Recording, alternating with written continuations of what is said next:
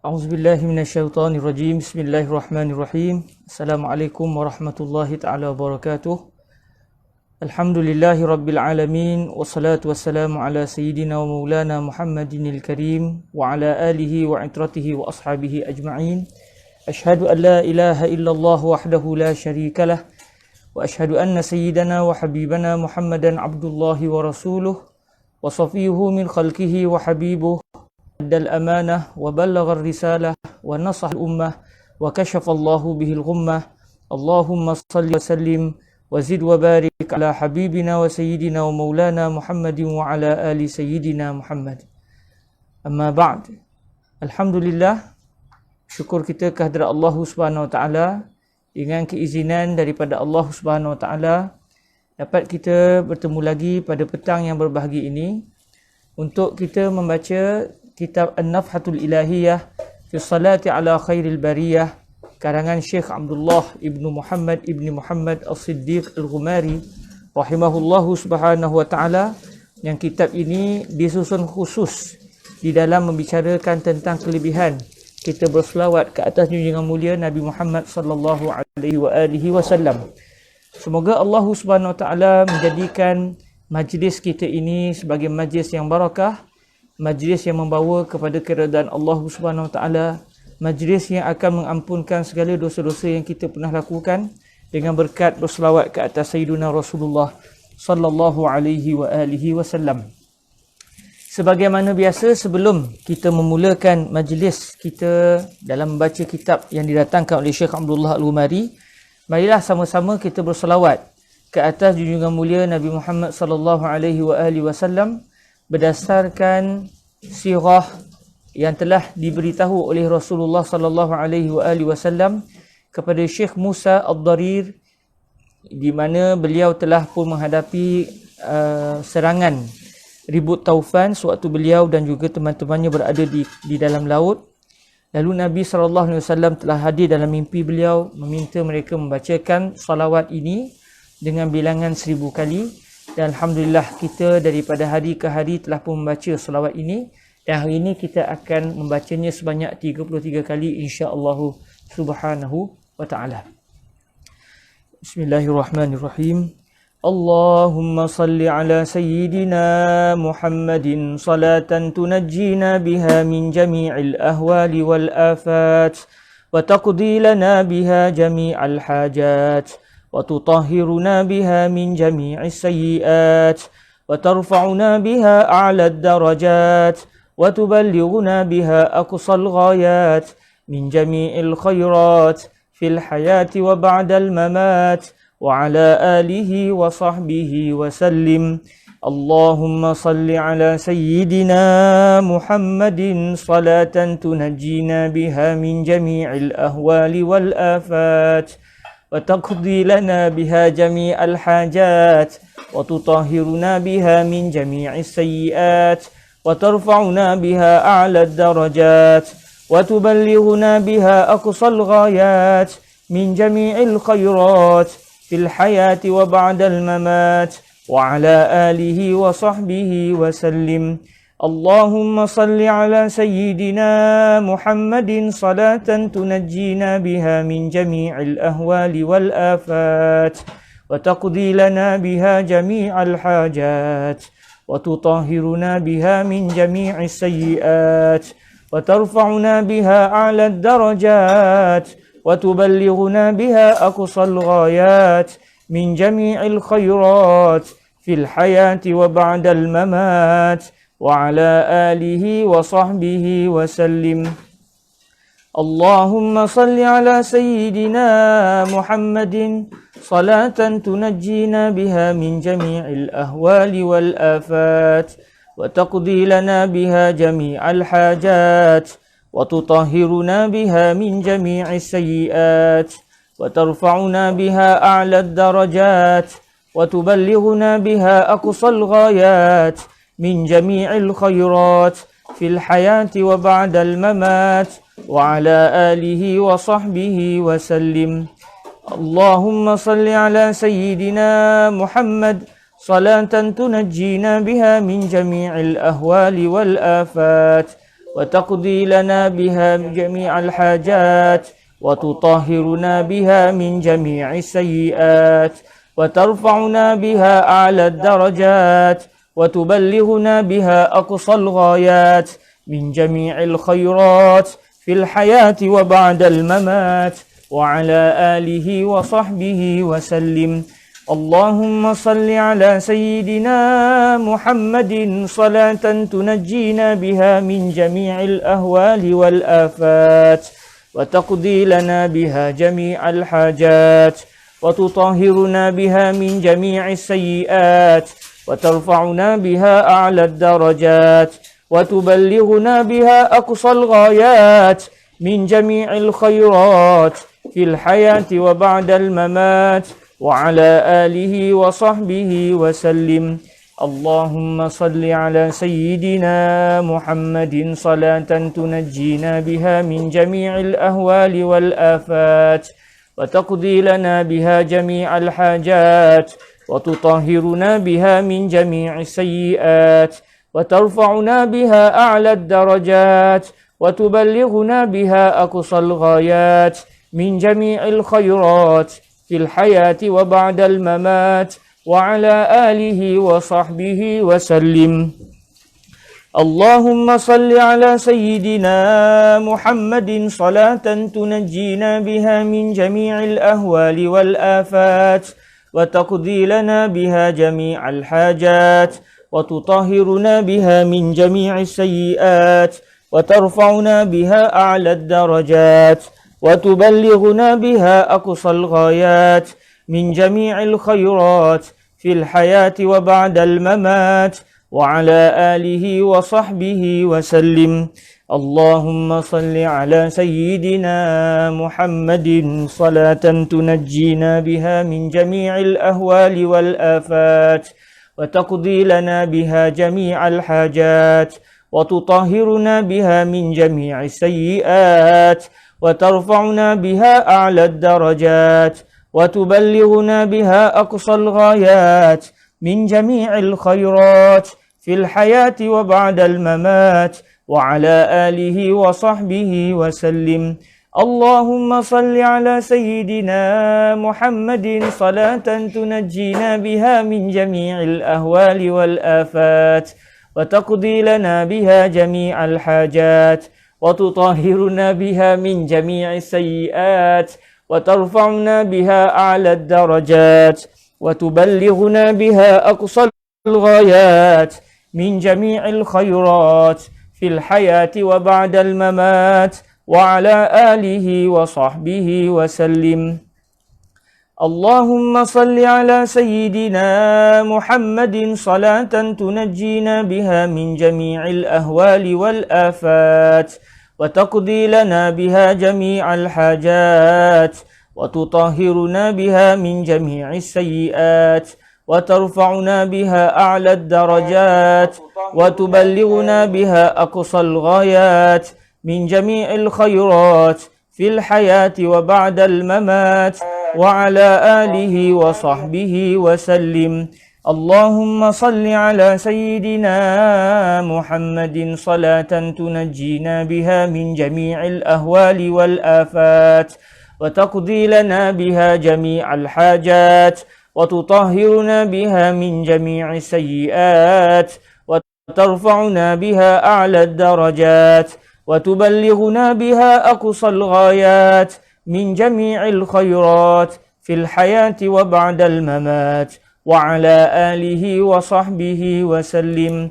اللهم صل على سيدنا محمد صلاة تنجينا بها من جميع الأهوال والآفات وتقضي لنا بها جميع الحاجات وتطهرنا بها من جميع السيئات وترفعنا بها أعلى الدرجات وتبلغنا بها أقصى الغايات من جميع الخيرات في الحياة وبعد الممات وعلى آله وصحبه وسلم. اللهم صل على سيدنا محمد صلاة تنجينا بها من جميع الأهوال والآفات وتقضي لنا بها جميع الحاجات وتطهرنا بها من جميع السيئات وترفعنا بها أعلى الدرجات وتبلغنا بها أقصى الغايات من جميع الخيرات في الحياة وبعد الممات وعلى آله وصحبه وسلم. اللهم صل على سيدنا محمد صلاة تنجينا بها من جميع الأهوال والآفات وتقضي لنا بها جميع الحاجات وتطهرنا بها من جميع السيئات وترفعنا بها أعلى الدرجات وتبلغنا بها أقصى الغايات من جميع الخيرات في الحياة وبعد الممات وعلى آله وصحبه وسلم. اللهم صل على سيدنا محمد صلاة تنجينا بها من جميع الأهوال والآفات وتقضي لنا بها جميع الحاجات وتطهرنا بها من جميع السيئات وترفعنا بها أعلى الدرجات وتبلغنا بها أقصى الغايات من جميع الخيرات في الحياة وبعد الممات وعلى آله وصحبه وسلم. اللهم صل على سيدنا محمد صلاة تنجينا بها من جميع الأهوال والآفات وتقضي لنا بها جميع الحاجات وتطهرنا بها من جميع السيئات وترفعنا بها أعلى الدرجات وتبلغنا بها أقصى الغايات من جميع الخيرات في الحياة وبعد الممات وعلى آله وصحبه وسلم. اللهم صل على سيدنا محمد صلاة تنجينا بها من جميع الأهوال والآفات وتقضي لنا بها جميع الحاجات وتطهرنا بها من جميع السيئات وترفعنا بها أعلى الدرجات وتبلغنا بها أقصى الغايات من جميع الخيرات في الحياة وبعد الممات وعلى آله وصحبه وسلم. اللهم صل على سيدنا محمد صلاة تنجينا بها من جميع الأهوال والآفات وتقضي لنا بها جميع الحاجات وتطهرنا بها من جميع السيئات وترفعنا بها أعلى الدرجات وتبلغنا بها أقصى الغايات من جميع الخيرات في الحياة وبعد الممات وعلى آله وصحبه وسلم. اللهم صل على سيدنا محمد صلاة تنجينا بها من جميع الأهوال والآفات وتقضي لنا بها جميع الحاجات وتطهرنا بها من جميع السيئات وترفعنا بها أعلى الدرجات وتبلغنا بها أقصى الغايات من جميع الخيرات في الحياة وبعد الممات وعلى آله وصحبه وسلم. اللهم صل على سيدنا محمد صلاة تنجينا بها من جميع الأهوال والآفات وتقضي لنا بها جميع الحاجات وتطهرنا بها من جميع السيئات وترفعنا بها أعلى الدرجات وتبلغنا بها أقصى الغايات من جميع الخيرات في الحياة وبعد الممات وعلى آله وصحبه وسلم. اللهم صل على سيدنا محمد صلاة تنجينا بها من جميع الأهوال والآفات وتقضي لنا بها جميع الحاجات وتطهرنا بها من جميع السيئات وترفعنا بها أعلى الدرجات وتبلغنا بها أقصى الغايات من جميع الخيرات في الحياة وبعد الممات وعلى آله وصحبه وسلم. اللهم صل على سيدنا محمد صلاة تنجينا بها من جميع الأهوال والآفات وتقضي لنا بها جميع الحاجات وتطهرنا بها من جميع السيئات وترفعنا بها أعلى الدرجات وتبلغنا بها أقصى الغايات من جميع الخيرات في الحياة وبعد الممات وعلى آله وصحبه وسلم.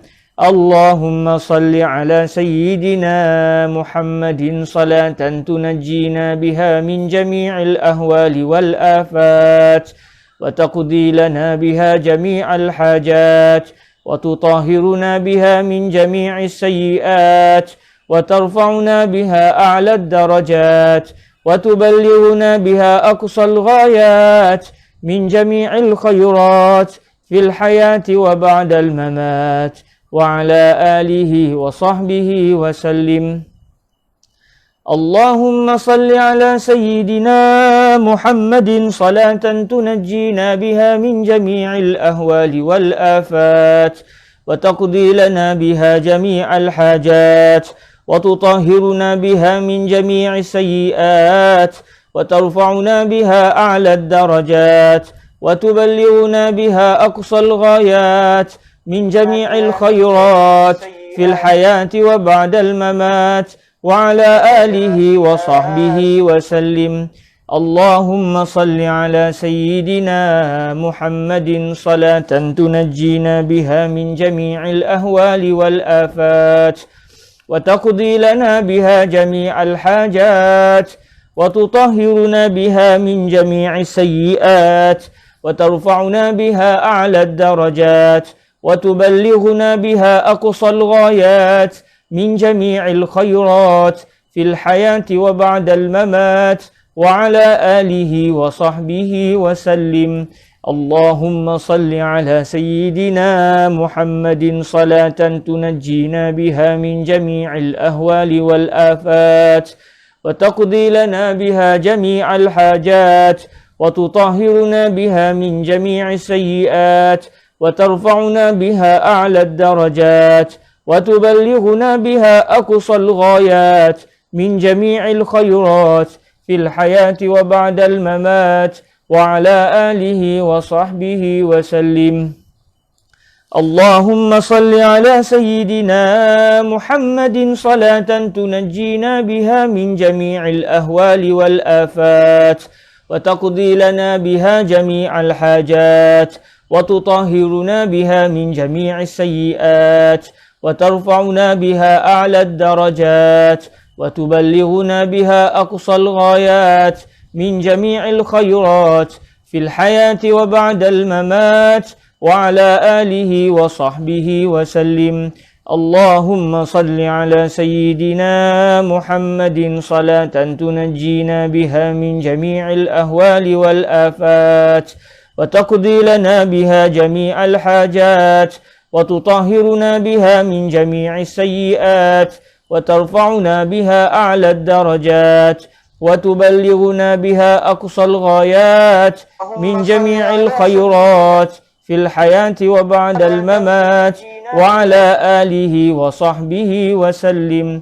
اللهم صل على سيدنا محمد صلاة تنجينا بها من جميع الأهوال والآفات وتقضي لنا بها جميع الحاجات وتطهرنا بها من جميع السيئات وترفعنا بها أعلى الدرجات وتبلغنا بها أقصى الغايات من جميع الخيرات في الحياة وبعد الممات وعلى آله وصحبه وسلم.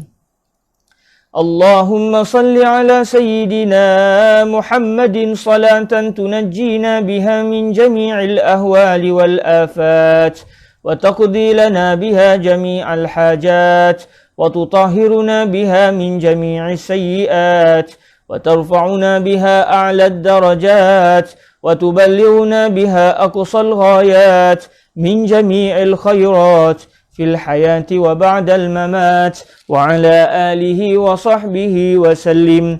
اللهم صل على سيدنا محمد صلاة تنجينا بها من جميع الأهوال والآفات وتقضي لنا بها جميع الحاجات وتطهرنا بها من جميع السيئات وترفعنا بها أعلى الدرجات وتبلغنا بها أقصى الغايات من جميع الخيرات في الحياة وبعد الممات وعلى آله وصحبه وسلم.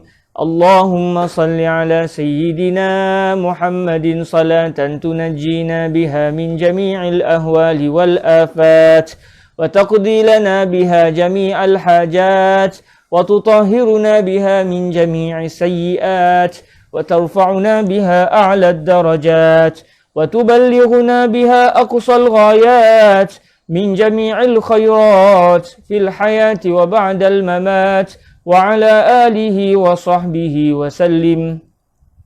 اللهم صل على سيدنا محمد صلاة تنجينا بها من جميع الأهوال والآفات وتقضي لنا بها جميع الحاجات وتطهرنا بها من جميع السيئات وترفعنا بها أعلى الدرجات وتبلغنا بها أقصى الغايات من جميع الخيرات في الحياة وبعد الممات وعلى آله وصحبه وسلم. اللهم صل على سيدنا محمد صلاة تنجينا بها من جميع الأهوال والآفات وتقضي لنا بها جميع الحاجات وتطهرنا بها من جميع السيئات وترفعنا بها أعلى الدرجات وتبلغنا بها أقصى الغايات من جميع الخيرات في الحياة وبعد الممات وعلى آله وصحبه وسلم. اللهم صل على سيدنا محمد صلاة تنجينا بها من جميع الأهوال والآفات وتقضي لنا بها جميع الحاجات وتطهرنا بها من جميع السيئات وترفعنا بها أعلى الدرجات وتبلغنا بها أقصى الغايات من جميع الخيرات في الحياة وبعد الممات وعلى آله وصحبه وسلم. Alhamdulillahi Rabbil Alamin. Syukur pada Allah Subhanahu Wa Taala direzekikan kita bertemu pada hari ini dan selesai kita membaca beberapa salawat kepada baginda Rasulullah sallallahu alaihi wasallam berdasarkan sirah yang telah diajar oleh Rasulullah sallallahu alaihi wasallam di dalam mimpi Syekh Musa Ad-Darir. Moga-moga keberkatan salawat yang kita baca sebentar tadi mengampunkan dosa-dosa kita, mengangkat segala kesilapan kita, membersihkan segala kejahatan yang ada dalam hati kita dan menjadikan kita orang yang dekat kepada Allah, dekat kepada Sayyiduna Rasulullah sallallahu alaihi wasallam. Dan semoga dengan keberkatan salawat ke atas Rasulullah sallallahu alaihi wasallam Allah menjaga kita seluruhnya daripada terkena wabak Covid dan juga wabak-wabak penyakit yang lain dengan keberkatan dan lindungan Allah, berkat hadis Nabi sallallahu alaihi wasallam, berkat bersalawat ke atas Nabi sallallahu alaihi wasallam dan berkat bercerita tentang baginda Nabi sallallahu alaihi wasallam. Alhamdulillahirabbil alamin. Terima kasih kepada Allah, terima kasih kepada baginda Nabi dan terima kasih kepada para guru kita yang telah memberikan kepada kita perasaan yang begitu mendalam kepada Rasulullah sallallahu alaihi wasallam. Moga-moga kecintaan kita kepada Rasulullah adalah kecintaan yang benar yang akan memberikan balasan dapat bertemu dengan baginda Nabi sallallahu alaihi wasallam satu hari kelak. Allahumma amin. Para hadirin yang dirahmati Allah Subhanahu wa taala, kita menyambung pembacaan hadis kita yang seterusnya. Kalau saya tidak silap, kita berada pada hadis yang ke-24 di muka surat 108. Kita berada pada hadis yang ke-24 pada muka surat 108 kalau saya tak silap. InsyaAllah hadis yang ke-24 biiznillah subhanahu wa ta'ala. Kalau saya tersilap boleh maklumkan ya, takut saya tersilap. Tapi seingat saya kita berhenti pada hadis yang kita berada pada hadis yang ke-2. Hari ini kita akan baca hadis yang ke-24 insya-Allah subhanahu wa ta'ala. Iaitu pada muka surat yang ke-108, hadis yang ke-24, al-hadis ar-rabi'a wal-ishrun, hadis yang diriwayatkan oleh Sayyiduna Abu Burdah Ibn Diyar. Baik, bismillahirrahmanirrahim.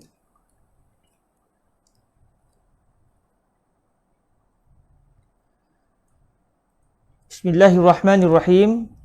Qala sayyiduna wa syaikhu syuyukhina asy-syaikh Abdullah ibnu Muhammad ibni Muhammad As-Siddiq Al-Ghumari rahimahullahu subhanahu wa ta'ala wa nafa'ana Allahu bi'ulumihi wa ulumi masyayikhihi wa talamizatihi wa qurra'i nafahatihi wa sairi musannafatihi wa syurrahiha Allahumma amin min tariqati syuyukhina la siyama sayyidina wa syaikhina asy-syaikh Yusri ibn Rushdi ibni As-Sayyid ibni Jabr Al-Hasani bisanadihi ila Syekh Abdullah ibni Muhammad As-Siddiq Al-Ghumari radhiyallahu ta'ala anhu qala al-haditsul rabi'a wal 'ashrun, hadis yang ke-24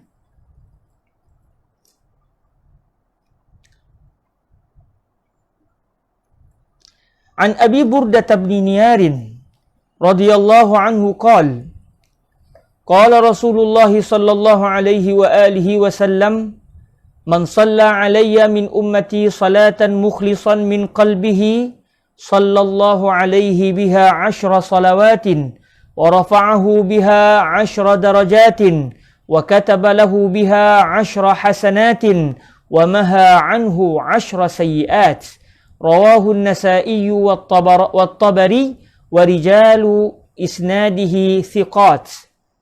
Yang bermaksud hadis yang ke-24 daripada Sayyidina Abu Burdah ibnu Niyarin radhiyallahu ta'ala anhu, beliau telah berkata, Rasulullah sallallahu alaihi wa alihi wasallam telah bersabda, yang bermaksud, barang siapa yang telah berselawat ke atas saya daripada kalangan umat saya sebanyak 1 selawat, yang mana dia berselawat tadi dalam keadaan dia ikhlas, betul-betul selawat itu ikhlas, datang daripada lubuk jantung hatinya, nescaya Allah telah berselawat ke atasnya dengan sebab 1 selawat itu sebanyak 10 selawat.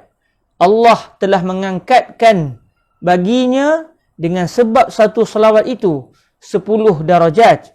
Allah telah menulis baginya disebabkan 1 selawat tersebut sebanyak 10 kebaikan, dan Allah telah memadam daripada kesilapan orang yang berselawat tersebut sebanyak 10 kejahatan. Hadis ini telah diriwayatkan oleh Al-Imam An-Nasa'i dan juga Al-Imam At-Tabari, dan para perawi hadis ini, perawi yang berada dalam sanad hadis ini, mereka adalah perawi yang thiqah. Maknanya hadis ini adalah hadis yang kuat, yang diriwayatkan oleh Al-Imam An-Nasa'i dan juga Al-Imam At-Tabari. Para hadirin yang dirahmati Allah Subhanahu wa taala, hadis ini menguatkan lagi apa yang telah kita pelajari sebelum ini, betapa pentingnya kita ini menjadi orang yang banyak berselawat ke atas Sayyidina Rasulullah sallallahu alaihi wasallam. Daripada hadis yang ke-24 ini, Nabi menyatakan 4 kelebihan orang yang berselawat. Kalaulah selawatnya hanya sekali saja, sekali selawat tersebut, yang mana selawat itu betul-betul datang penuh keikhlasan daripada lubuk hati jantungnya, nescaya 1 selawat itu akan membuahkan 10 selawat Allah kepada orang yang berselawat, akan membuahkan orang tadi diangkatkan 10 darjatnya, diampunkan 10 dosa, dan diberikan pahala sebanyak 10 kali pahala. Para hadirin dirahmati Allah Subhanahu wa taala, inilah kelebihan orang yang telah berselawat ke atas Nabi sallallahu alaihi wasallam, walaupun selawatnya itu adalah sebanyak 1 selawat semata-mata. Pun begitu para hadirin rahmati Allah, hadis ini meminta kita supaya berselawat dengan penuh keikhlasan. Kita berselawat atas kerana Nabi sallallahu alaihi wasallam. Maknanya satu perkara yang tidak baik kalau kita berselawat kerana tujuan lain. Bukan kerana mencari keridaan Allah, bukan kerana mencari kecintaan Nabi, tapi kita selawat sebab nak benda lain. Contoh, kenapa anda berselawat? Kenapa kamu selawat? Sebab saya nak penyakit saya sembuh. Kenapa kamu berselawat? Supaya saya jadi kaya raya. Kenapa kamu selawat? Supaya hidup saya sejahtera. Maknanya dari sudut yang lain, walaupun bagus dia berselawat ke atas junjungan mulia Nabi sallallahu alaihi wasallam, Namun kalau kita lihat dari sudut yang lain, dia telah menjadikan salawat ke atas baginda Nabi bukan tujuan. Sebaliknya dia menjadikan salawat ke atas Rasulullah sallallahu alaihi wasallam adalah batu loncatan sebagai jambatan untuk dia mendapatkan perkara yang lain.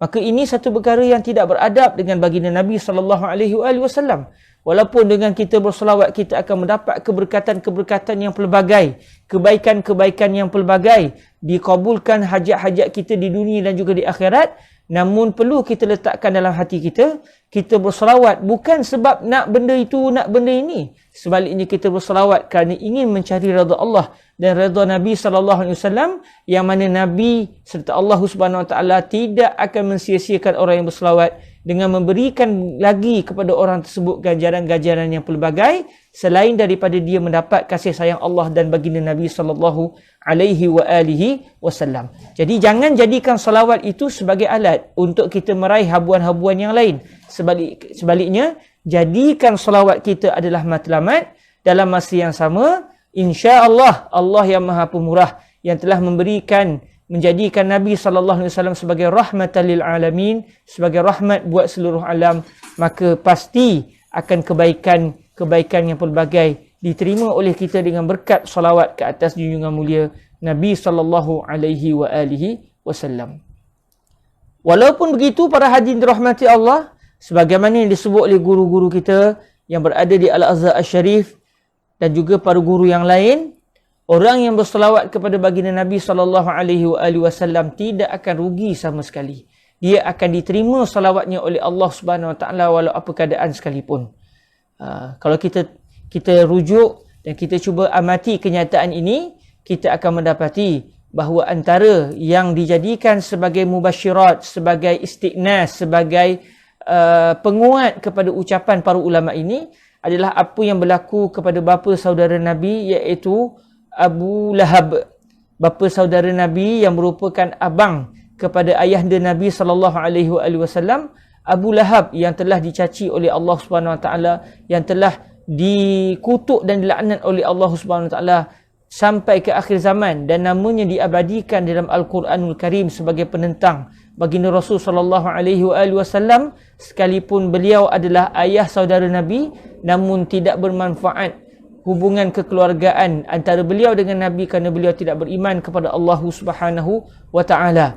Namun sebagaimana yang ada dalam Sahih Al-Bukhari, disebutkan oleh Al-Imam Al-Bukhari bahawa sebahagian ahli keluarga kepada Abu Lahab, dalam riwayat yang lain, dalam riwayat selain pada riwayat Imam Bukhari, dinyatakan bahawa orang yang dimaksudkan sebagai ahli keluarga kepada Abu Lahab ini adalah bapa saudara Nabi yang lain, iaitu Sayyiduna Al-Abbas ibnu Abdul Muttalib. Sayyiduna Al-Abbas ibnu Abdul Muttalib dalam riwayat yang lain, selepas kematian Abu Lahab ibnu Abdul Muttalib, beliau iaitu Sayyiduna Sayyiduna Al-Abbas ibnu Abdul Muttalib radhiyallahu taala anhu telah bermimpi bertemu dengan Abu Lahab yang merupakan saudara kandungnya selepas kematiannya. Lantas ditanya oleh Sayyiduna Al-Abbas dalam mimpi tersebut, apakah yang telah diberikan oleh Allah kepada kamu, wahai Abu Lahab, yang mati sebagai seorang musyrik yang menentang apa yang dibawa oleh baginda Nabi SAW. Lalu kata Abu Lahab, saya diazab oleh Allah Subhanahu Wa Taala, melainkan pada hari Isnin Allah Subhanahu Wa Taala memberikan saya air untuk saya minum, yang mana air itu adalah air yang dapat diisi di celah-celah jari. Kata guru kami seperti ini, maknanya adalah sikit air di kawasan takungan antara jari telunjuk dengan jari jari ibu jari ini. Di kawasan telunjuk ini, di kawasan belahan ini, Allah Ta'ala memberikan sedikit air kepada Abu Lahab setiap hari Isnin untuk beliau dapat menyedutnya dan dapat merasai sedikit air tersebut pada hari Isnin. Walaupun beliau mati sebagai musyrik, walaupun beliau mati sebagai orang yang tidak beriman kepada Allah dan sebagai orang yang dikenang namanya sebagai orang yang menentang apa yang dibawa oleh Nabi SAW, namun beliau diberikan kelebihan tersebut di dalam api neraka Allah, dapat rasa air walau sedikit pada setiap hari Isnin, kerana sewaktu kelahiran baginda Rasul SAW Abu Lahab ini berasa gembira dengan kelahiran anak saudaranya. Lalu beliau telah membebaskan Suwaibah. Membebaskan Suwaibah yang merupakan hamba perempuan beliau. Dibebaskan Suwaibah kerana rasa gembiranya dengan kelahiran baginda Nabi SAW. Maknanya kalau kita lihat di situ, kegembiraan itu bukan kerana beliau gembira dengan kelahiran Nabi akhir zaman. Sebaliknya kegembiraan itu semata-mata kerana gembira lahirnya anak saudaranya sendiri. Kerana adiknya iaitu Sayyidina Abdullah ibnu Abdul Muttalib telah pun wafat, lalu dapat anak. Jadi anak saudara seperti anak sendiri. Maknanya kegembiraan itu semata-mata atas dasar kekeluargaan dan juga nasab. Namun oleh kerana kegembiraan itu berkait dengan baginda Nabi SAW, Allah Subhanahu Wa Taala tidak akan mensia-siakan segala kegembiraan yang berkait rapat dengan Rasulullah sallallahu alaihi wasallam, walaupun kegembiraan itu bukan dibuat kerana Allah Subhanahu wa taala. Maknanya dalam hadis ini kita diminta oleh Nabi berselawatlah dengan penuh keikhlasan. Namun kata guru-guru kami, walaupun ada orang berselawat atas dasar kerana nak menunjuk-nunjuk, tetap dia akan diberikan pahala oleh Allah Subhanahu wa taala sebagai satu perkara yang lain daripada yang lain. Biasanya amalan kalau tidak ikhlas kerana Allah tak dapat pahala. Namun apabila ia berkait dengan Rasulullah sallallahu alaihi wasallam, maka Allah tidak akan mensia-siakan sama sekali orang yang bergembira dengan sebab baginda Nabi sallallahu alaihi wasallam. Ada seorang penyair yang tak diketahui namanya telah berkata, Adimis salata ala nabiyyi Muhammadin faqabuluha hatman bighairi taraddudi a'maluna bainal qabuli wa raddiha illa salata ala nabiyyi Muhammadi.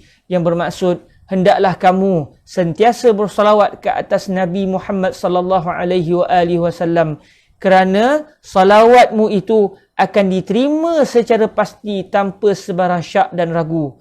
Sesungguhnya amalan-amalan kita berada di antara dua persimpangan, sama ada diterima oleh Allah ataupun ditolak oleh Allah, melainkan bersalawat ke atas Nabi Muhammad sallallahu alaihi wasallam. Pun begitu, bukanlah kita ingin meminta semua yang mendengar berselawat bukan kerana Allah untuk tujuan beriak dan sebagainya. Sebaliknya, kita bila mendengar ucapan seperti ini, ditambah pula dengan kisah yang berkait dengan Abu Lahab yang mendapat kelebihan walaupun dalam api neraka Allah dan dia akan kekal dalam api neraka Allah selama-lamanya, namun kegembiraannya yang berkait dengan Rasulullah tidak disia-siakan oleh Allah. Maka kita mengharapkan moga-moga salawat kita ke atas Sayyidina Nabi sallallahu alaihi wasallam tidak akan menjadi sia-sia selama-lamanya, kerana kita mengucapkan salawat penuh keikhlasan daripada hati kita, mencari keridaan Allah, mencari kasih baginda Nabi Muhammad sallallahu alaihi wasallam. Hadirin yang dirahmati Allah Subhanahu wa taala, kita pergi kepada hadis yang seterusnya. Hadis yang ke-25, Al-Hadis Al-Khamisa wal-Ishrun.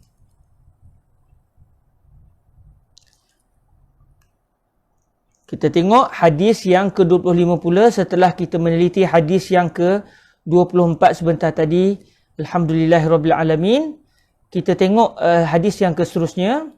Hadis yang ke-25, para hadirin dirahmati Allah Subhanahu wa taala, berbunyi, kata Syekh Abdullah Al-Ghumari, Al-Hadis Al-Khamis wal-Ishrun an Abi Umamah radhiyallahu anhu qala Rasulullah sallallahu alaihi wa alihi wasallam, man shalla alayya sallallahu alaihi ashra biha malakun muwakkalun biha hatta yuballighaniha, rawahu Tabarani. Yang bermaksud hadis yang ke-25 daripada Sayyidina Abu Umamah radhiyallahu taala anhu, beliau telah berkata, Rasulullah sallallahu alaihi wa alihi wasallam telah bersabda, barang siapa yang telah berselawat ke atas saya, Allah akan berselawat pula ke atasnya sebanyak 10 kali. Maknanya sekali kita berselawat kepada Nabi, 10 kali Allah berselawat pula kepada orang yang berselawat ke atas baginda Nabi sallallahu alaihi wasallam. Setiap salawat itu, kata Nabi, ada malaikat yang ditugaskan untuk menjaganya. Salawat itu akan disampaikan kepadanya.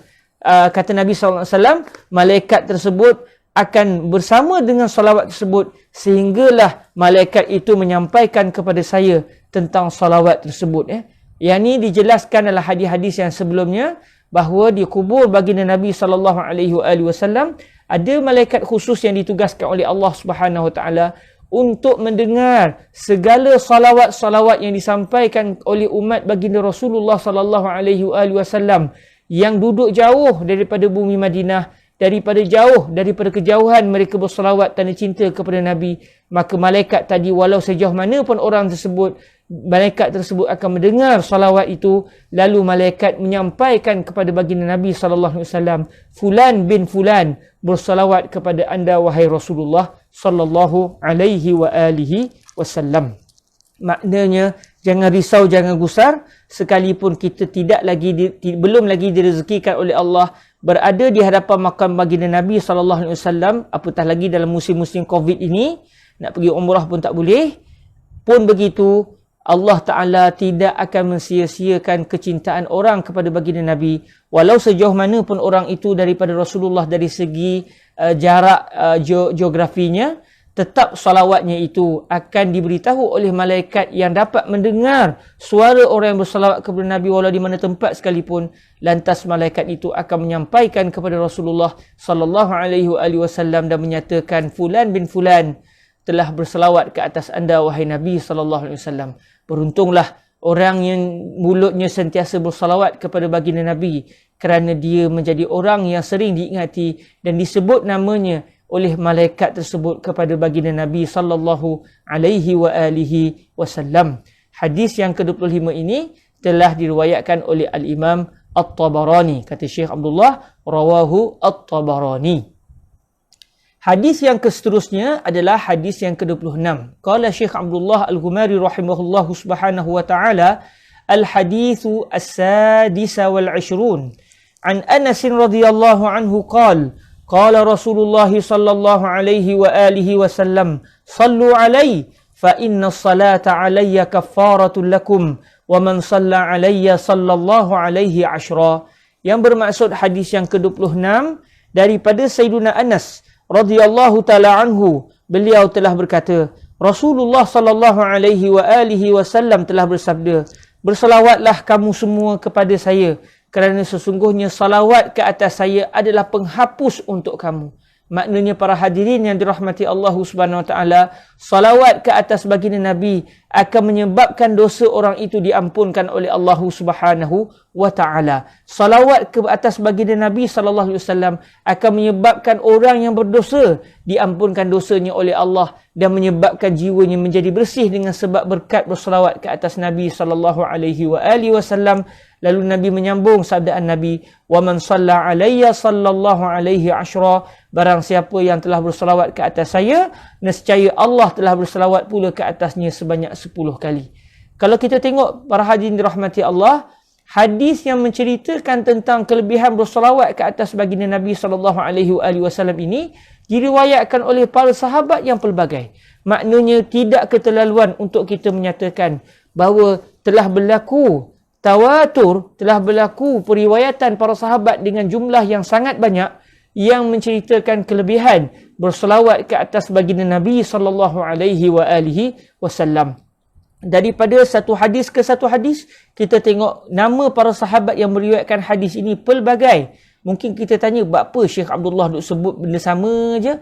Walaupun zahirnya sama, namun perawinya berbeza. Nak menunjukkan betapa Nabi benar-benar meminta para sahabat untuk banyak bersalawat ke atas baginda. Bukan kerana Nabi perlukan salawat kita. Bukan kerana Nabi berharap kepada salawat kita untuk kepentingan baginda. Baginda sangat tinggi di sisi Allah, tidak memerlukan sama sekali pertolongan daripada kita. Namun Nabi SAW meminta sungguh para sahabat dalam majlis yang pelbagai, sehingga akhirnya ramai para sahabat meriwayatkan pelbagai variasi hadis Rasulullah sallallahu alaihi wasallam yang kesemuanya membawa kepada arahan dan juga gesaan Nabi atas rasa sayang kepada kita. Nabi meminta sungguh-sungguh agar kita banyak bersalawat ke atas baginda, kerana Nabi sangat-sangat mahukan kebaikan-kebaikan yang melampau-lampau banyak itu diberikan oleh Allah ke atas umat baginda, sebagaimana yang Allah Ta'ala sebut dalam Al-Quran, harisun alaikum bil mu'minina raufur rahim. Baginda Nabi adalah seorang yang sangat-sangat tamak haloba agar Allah memberikan kebaikan kepada kamu. Nabi ni begitu sikapnya. Sikap Nabi segala-gala kebaikan kalau boleh nak bagi kepada umat. Wabil mu'minina raufur rahim. Kepada orang mukmin Nabi sangat-sangat sayang dan sangat-sangat berlemah lembut. Maknanya sebab itu kalau kita tengok Nabi gesa sungguh. Kalau orang tak faham, mungkin orang kata buat apa lah Nabi ni nak suruh orang agung-agungkan Nabi ke?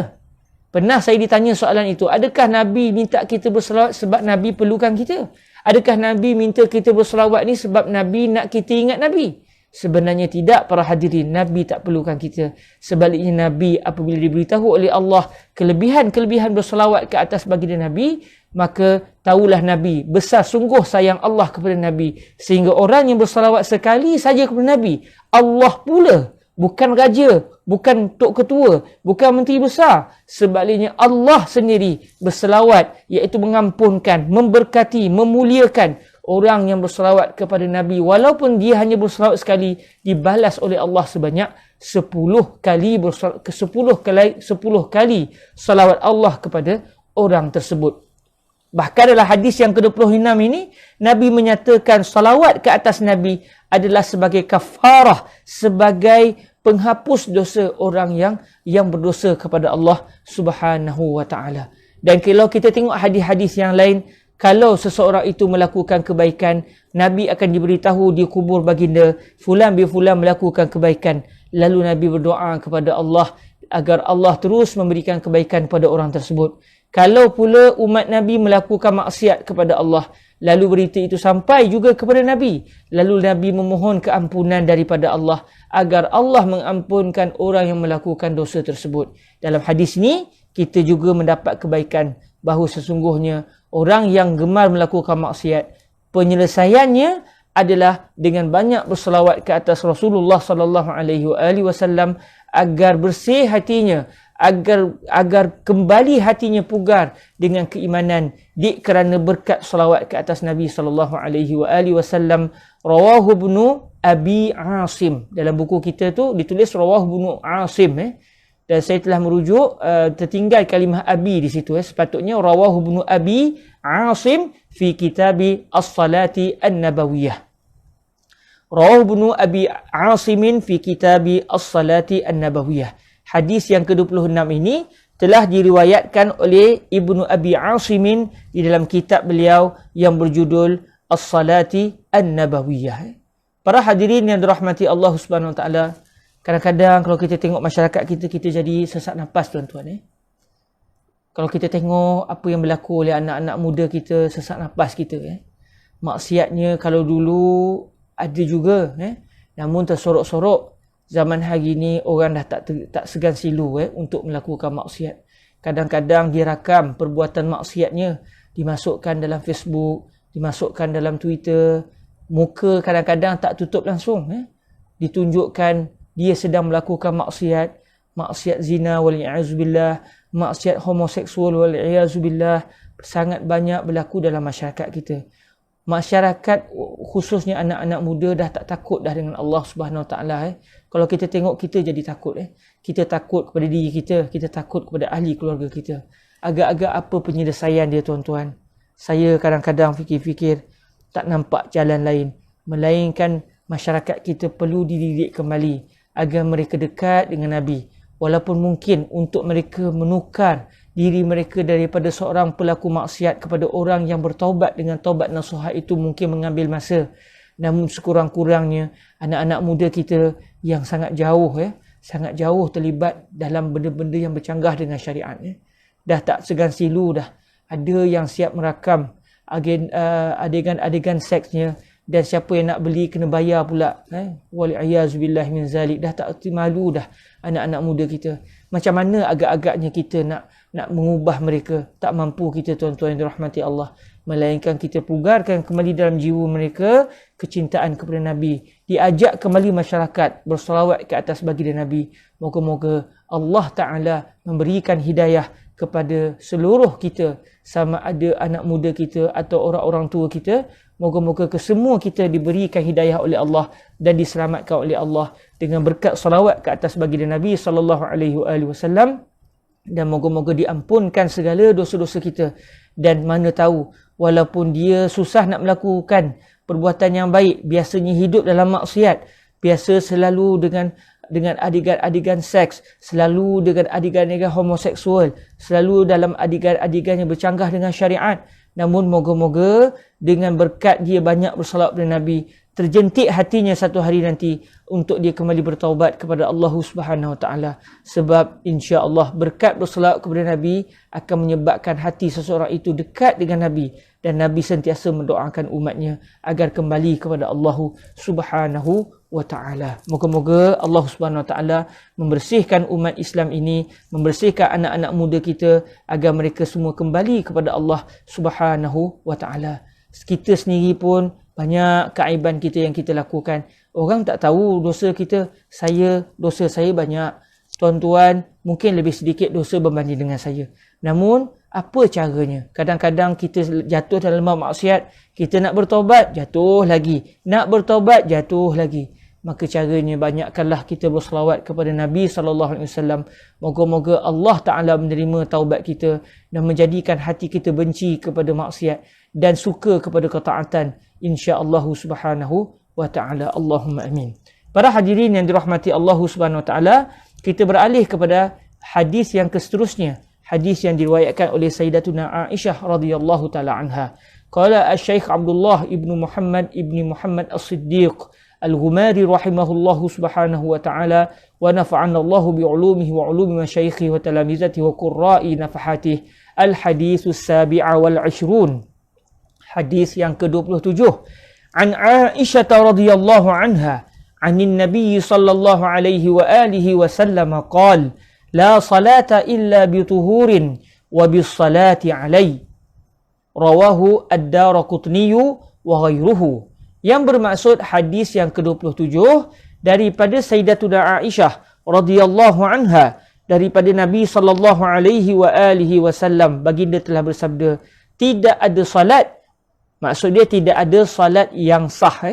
Ini kefahaman dalam mazhab al-Imam Asy-Syafi'i radhiyallahu taala anhu. Dalam riwayat Imam Ad-Daraqutni, kalau kita buka Sunan Ad-Daraqutni, lafaz hadisnya la tuqbalu salatun, ganti kepada kalimah la salata. Syekh Abdullah di sini mendatangkan sirah la salata illa bi tuhur. Cuma kalau kita buka dalam Sunan Ad-Daraqutni, lafaz hadisnya berbunyi la tuqbalu salatun bi ghairi tuhurin wa bis salati alaih. Tidak akan diterima sebarang salat melainkan dengan kesucian dan dengan berselawat ke atas saya, kata Nabi sallallahu alaihi wasallam. Hadis ini, kata Syekh Abdullah, rawahu Ad-Daraqutni wa ghairuhu.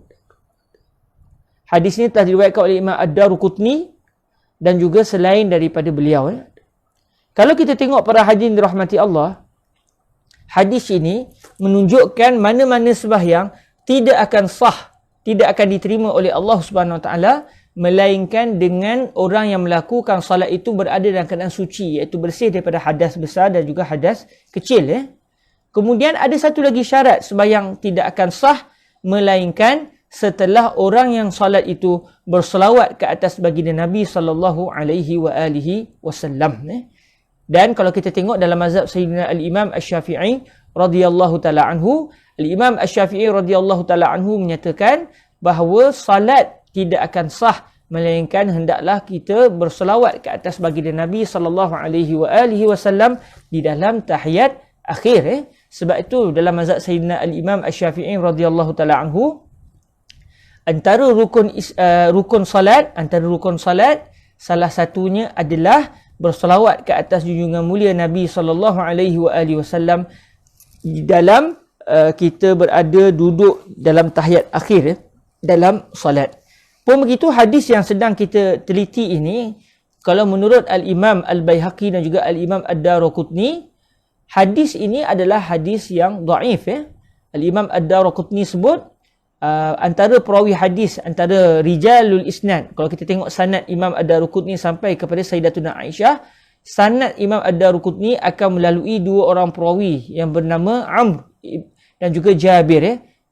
Jabir bukan Jabir sahabat Nabi ya, salah seorang perawi.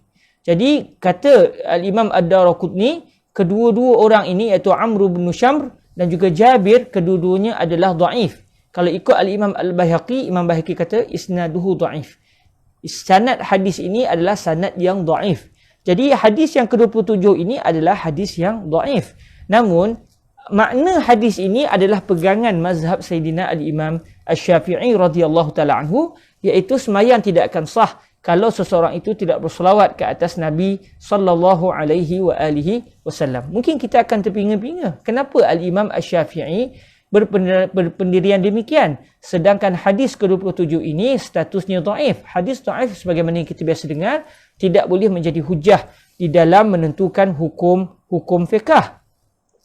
Jadi bagaimana sebenarnya yang berlaku?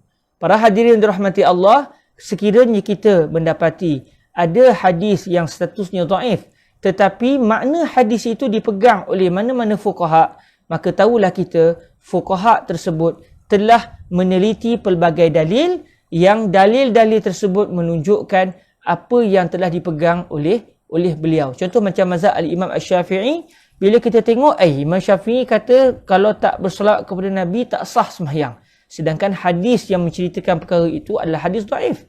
Lalu apa sikap kita dalam menghadapi situasi ini? Sebenarnya para hadirin dirahmati Allah, orang yang berhak untuk menggunakan dalil adalah golongan mujtahid seperti Al-Imam Asy-Syafi'i, Imam Abu Hanifah, Imam Malik. Bukan saya, bukan tuan-tuan. Bukan mana-mana mufti di Malaysia pada hari ini. Bukan mana-mana orang alim yang tak sampai tahap seperti Al-Imam Asy-Syafi'i, seperti Al-Imam Malik, seperti Al-Imam Abu Hanifah, seperti Imam Ahmad bin Hanbal. Maknanya selagi tak sampai kepada tahap mujtahid, statusnya adalah muqallid. Muqallid ni siapa? Muqallid ni itu orang yang diwajibkan untuk berpegang dengan pandangan fiqh seseorang mujtahid. Walaupun contoh macam kita sekarang ni baca hadis, hadis ni dhaif. Imam Syafi'i macam pegang hadis ni. Jadi macam mana sikap kita? Kita kata Imam Syafi'i apabila berpegang dengan satu pandangan pasti ada dalil. Cuma adakah dalil beliau hadis ini atau hadis-hadis yang lain ataupun ayat Quran yang lain? Maknanya mungkin kita tahu, mungkin kita tak tahu. Namun tidaklah diwajibkan ke atas kita untuk meneliti dalil Al-Imam Asy-Syafi'i, kerana dalil kita adalah kalam Al-Imam Asy-Syafi'i, manakala dalil Al-Imam Asy-Syafi'i pula adalah kalam Allah dan kalam baginda Nabi SAW serta dalil-dalil yang lain. Sebab tu dalam ilmu usul fiqh disebut dalilul muqallid kalamul mujtahid. Dalil seorang muqallid macam saya, macam tuan-tuan, macam kita semualah pada hari ini, hatta para ulama kita yang kita sayangi, boleh katakan secara mudahnya mereka tidak sampai kepada tahap seorang mujtahid. Maksudnya dalil orang yang peringkatnya bukan mujtahid, apakah dalil mereka? Dalil mereka adalah Imam Syafi'i berkata, Imam Abu Hanifah berkata, Imam Malik berkata, Imam Ahmad berkata. Manakala dalil mereka pula, iaitu para ulama kita seperti Al-Imam Asy-Syafi'i ataupun dalam bahasa yang lain dalil seorang mujtahid, dalil mujtahid pula adalah kalam Allah, kalam Nabi, qiyas, ijma' dan dalil-dalil yang lain. Maknanya jambatan kita untuk sampai kepada firman Allah dan kalam Rasulullah adalah mujtahid. Mereka yang telah mengkaji dalil, lalu mereka mempersembahkan kepada kita natijah daripada dalil. Sebab tu apabila kita jumpa hadis seperti ini, salah kalau kita kata rupa-rupanya mazhab Imam Syafi'i tak betul sebab berpegang dengan hadis dhaif. Maknanya kalau kita tak solat kepada Nabi pun tak ada masalah, sebab hadis yang menyatakan wajib ketika solat kepada Nabi, hadis ni statusnya dhaif. Kalau kita sebut begitu, sebenarnya kita tidak memahami situasi kita dan apa yang perlu kita lakukan. Kalau kita sedar kita seorang muqallid, kita tidak akan mempertikaikan kalam mujtahid. Kerana walaupun zahirnya seperti bercanggah dengan hadis, namun apabila para mujtahid telah berpendirian dengan satu pandangan, sebenarnya pandangan itu keluar. Pandangan itu mereka lontarkan kepada kita setelah mereka meneliti keseluruhan hadis, keseluruhan ayat-ayat Al-Quran dan keseluruhan dalil yang mereka mampu untuk menemuinya, untuk memahaminya. Setelah dibuat kajian dengan begitu mendalam, akhirnya dikeluarkanlah pandangan fiqh hasil kefahaman mereka terhadap dalil-dalil fiqh. Jadi kalau kita tengok Imam Syafi'i, bila dirujuk, contohnya dalam isu ini, rupanya dalil Imam Syafi'i bukan hadis yang ke-27. Zahirnya macam inilah hujah Imam Syafi'i. Rupa-rupanya bukan.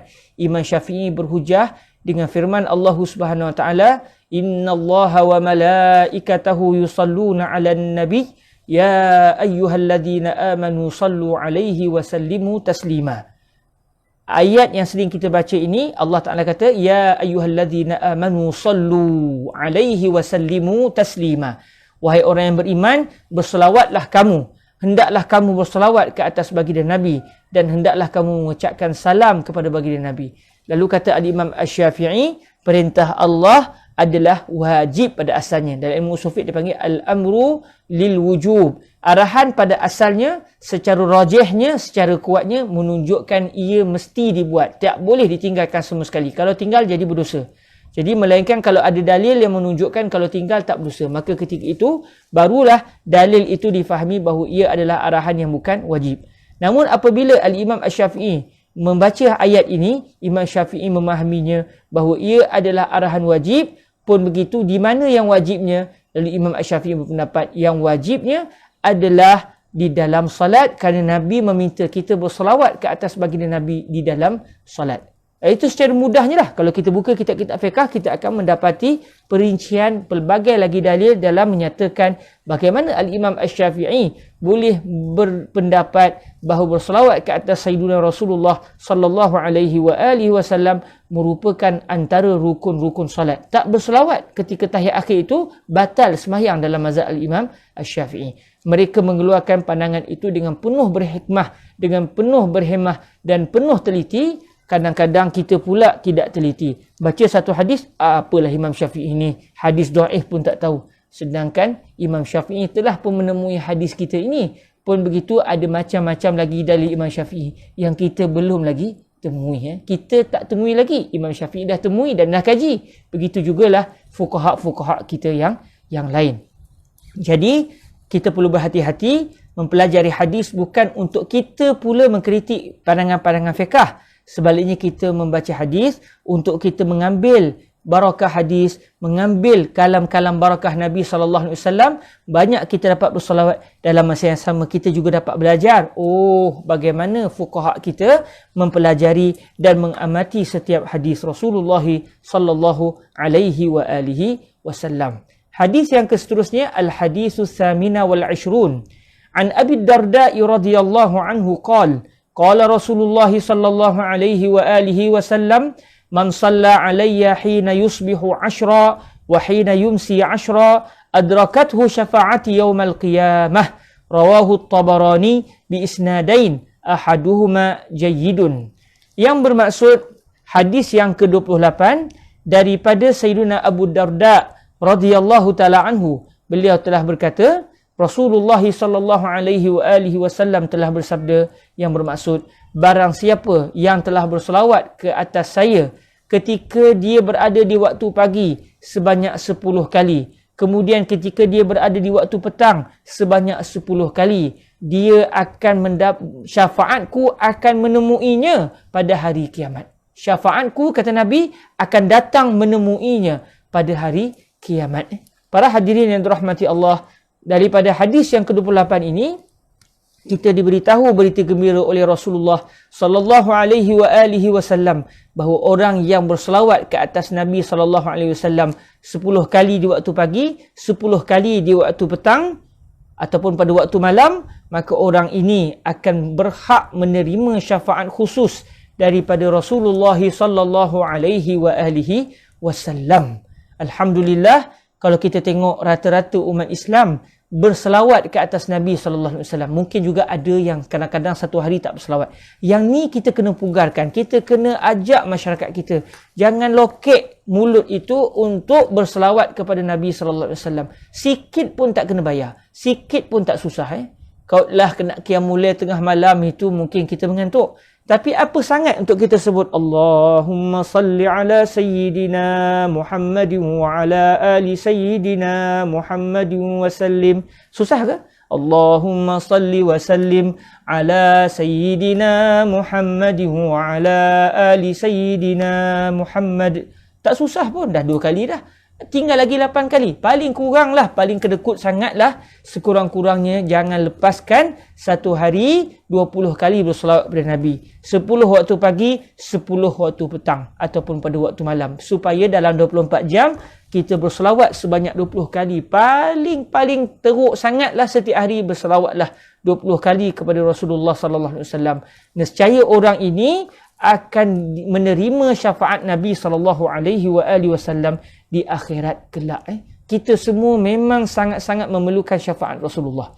Kita semua memerlukan sangat-sangat apa yang ingin kita terima daripada Nabi, sebab Nabi adalah insan yang sangat-sangat lumayan manfaatnya, sangat-sangat bersungguh Nabi pada hari kiamat nanti untuk menyelamatkan seluruh umat baginda. Semua kita akan tamak untuk mendapatkan syafaat Rasulullah sallallahu alaihi wasallam. Nabi sudah memberi kuncinya. Tinggal lagi sampai bila atau bila lagi kita mahu membanyakkan selawat ke atas Sayyidina Rasulullah sallallahu alaihi wasallam. Tapi tuan-tuan, janganlah satu hari 20 kali saja kita berselawat. Paling kurang 200 kali. Nasihat untuk diri saya ni, kadang-kadang malas juga ni, astagfirullahalazim. Untuk kita semua, paling kurang berselawatlah 200 kali. 100 kali pagi, 100 kali belah petang ke malam. Supaya biar sepanjang hari kita berlalu, mulut kita banyak berselawat ke atas Nabi SAW. Kalau boleh, latih diri. Waktu kosong saja, mulut tu cepat-cepat sebut Allahumma salli ala Sayyidina Muhammad. Ada je kosong, terus Allahumma salli ala Sayyidina Muhammad. Supaya apa? Supaya mulut kita ini sudah terbiasa dengan membanyakkan salawat ke atas Sayyidina Rasulullah sallallahu alaihi wasallam. Sebab tu para hadirin rahmati Allah, hadis yang ke-28 ini, walaupun maknanya 20 kali itu sikit, tapi tetap orang yang berselawat kepada Nabi sebanyak 20 kali berhak mendapatkan syafaat Nabi. Agak-agak tuan-tuan, rata-rata umat Islam berselawat tak kepada Nabi setiap hari? Rata-ratanya berselawat kepada Nabi. Ada yang selawat sikit, ada yang selawat banyak, ada yang sangat banyak, ada yang memang hidupnya dengan selawat ke atas Nabi SAW. Sebab itu, bila kita baca hadis-hadis seperti ini, sebenarnya kita jadi gentar untuk bersangka buruk dengan kaum muslimin. Kadang-kadang kita tengok dia ni kaki maksiat, dia ni kita dengar khabar begian. Ya Allah, dosa-dosa besar belaka dia buat. Ya Allah, dia ni dengan perangainya, dengan video seksnya, ya Allah, takut kita tengok.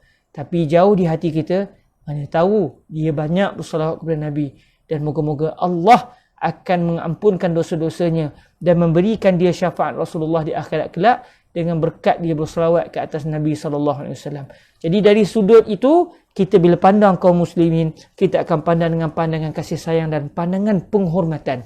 Kerana yang kita tahu diri kita sangat kenal. Jahat dia macam mana, perangai teruk dia macam mana, depan orang lain, belakang orang, ya Allah, maksiat apa yang dia tak buat.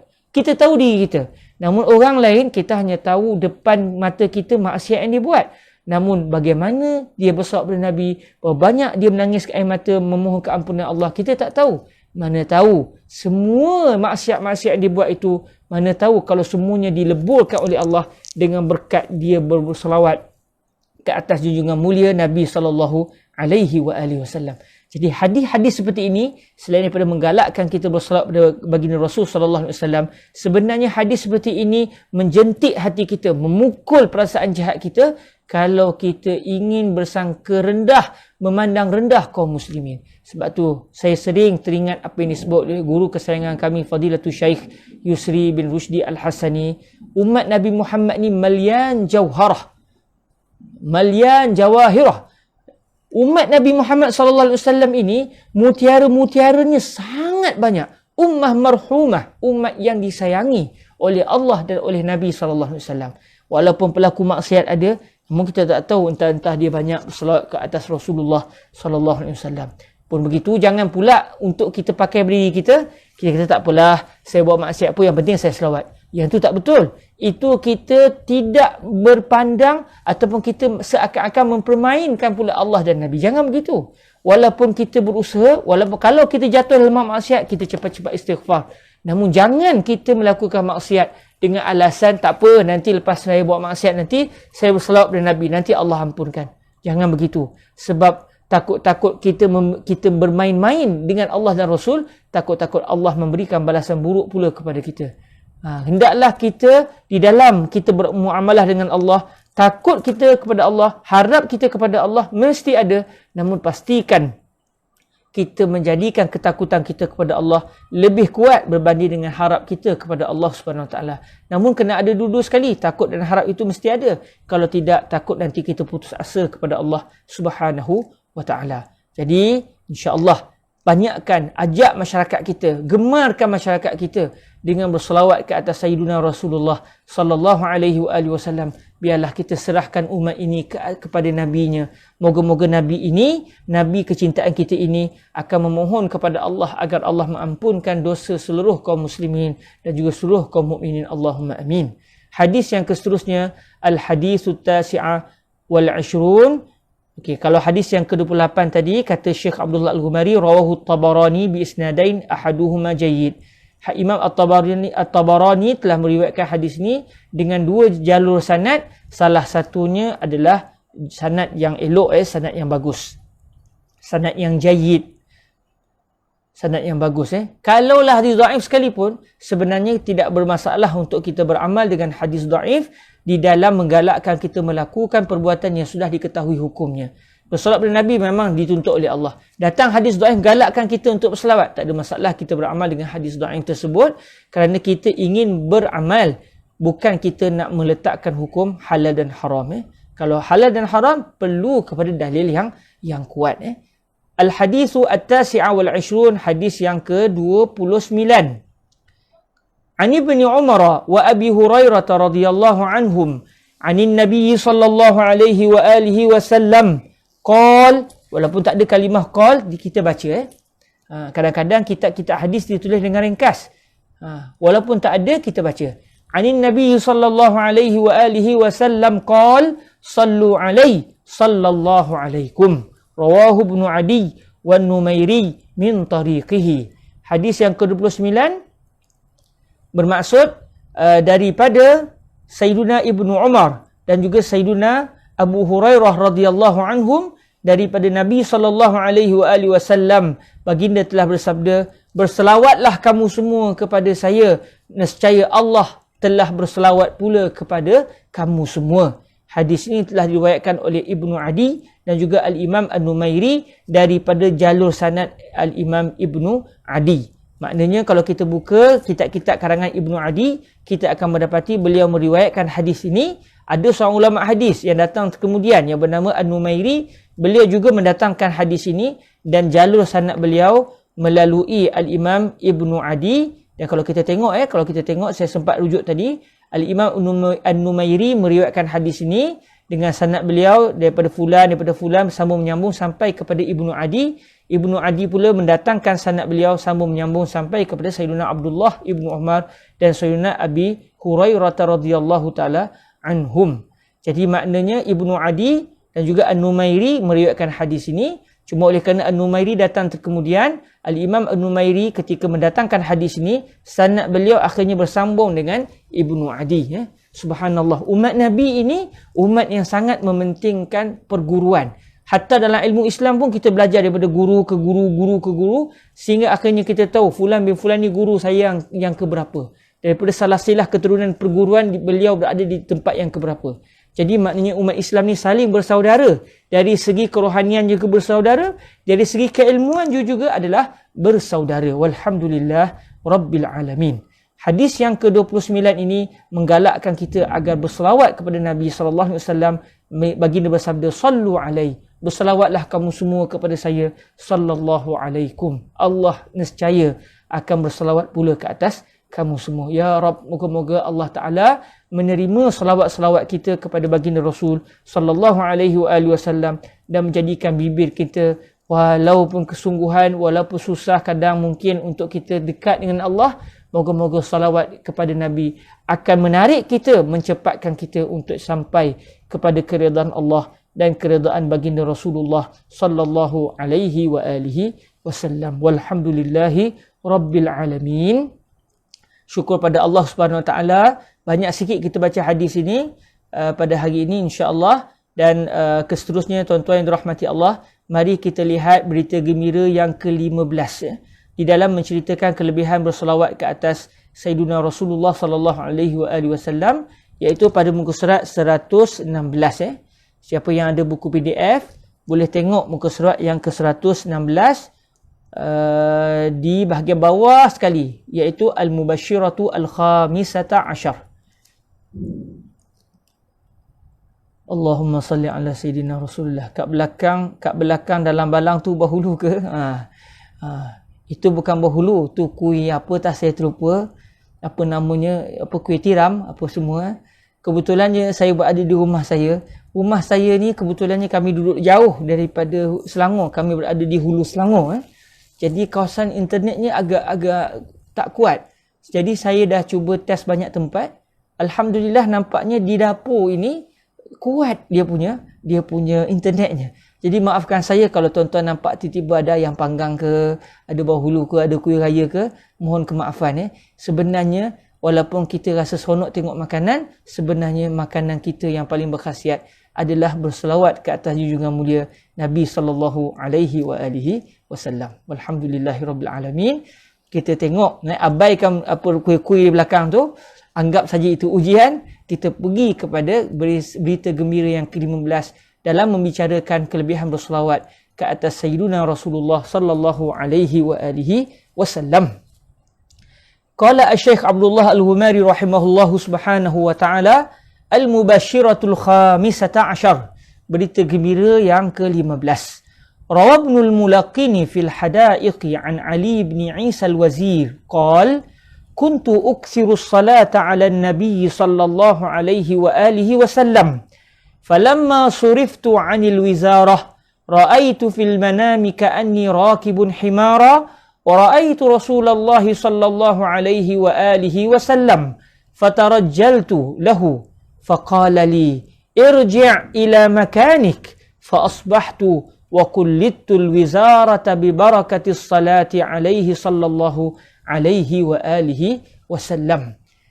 Berita gembira yang ke-15 ni bermaksud Ibnul Mulaqin telah meriwayatkan dalam kitab beliau Al-Hadaiq daripada Ali ibni Isa Al-Wazir, seorang pemimpin kerajaan ketika itu yang berstatusnya Al-Wazir. Zaman dulu bila sebut Al-Wazir ni maknanya seperti Perdana Menteri. Sebab zaman kerajaan Bani Abbasiyah, Bani Umayyah, Bani Osmaniyah, dia ada Al-Khalifah ataupun Al-Amir, dia ada pemerintah tertinggi, kemudian dia ada pembantu utama dia yang dipanggil sebagai Al-Wazir. Jadi kalau kita cuba bayang-bayangkan zaman kita pada hari ini, di Malaysia kita ada Duli Yang Maha Mulia Seri Paduka Baginda yang di-Pertuan Agong, dan selepas itu adalah Perdana Menteri. Jadi Al-Wazir ni adalah seperti Perdana Menteri pada zamannya dahulu. Zaman dahulu tu beliau seperti Perdana Menteri pada hari ini. Jadi daripada Ali bin Isa Al-Wazir, beliau telah berkata, saya satu ketika dahulu banyak berselawat ke atas Nabi sallallahu alaihi wasallam. Apabila saya sudah dilucutkan daripada jawatan Al-Wizarah, daripada jawatan kementerian, maksudnya beliau telah dilucutkan jawatan daripada menjadi Perdana Menteri pada zaman itu. Selepas beliau dilucutkan jawatan, kata beliau, saya telah melihat di dalam mimpi seakan-akan saya sedang menaiki seekor keldai. Dan dalam masa yang sama saya telah melihat Rasulullah sallallahu alaihi wasallam. Lalu saya telah pun turun daripada keldai saya berjalan kaki terus menghadap pergi kepada Rasulullah sallallahu alaihi wasallam. Lalu Nabi telah bersabda kepada saya dalam mimpi tersebut, irji' ila makanik, kembali kamu ke tempat kamu.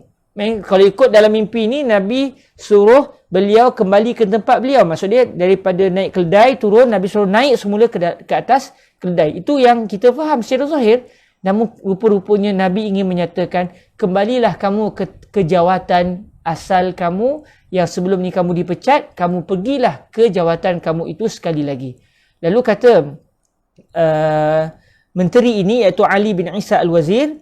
Ali bin Isa Al-Wazir kata, saya pada pagi itu telah bangun daripada tidur selepas bermimpi bertemu Nabi. Saya bangun daripada tidur pada pagi itu, saya telah diberikan semula jawatan kementerian. Maksudnya beliau telah dilantik semula. Tadi dah kena pecat.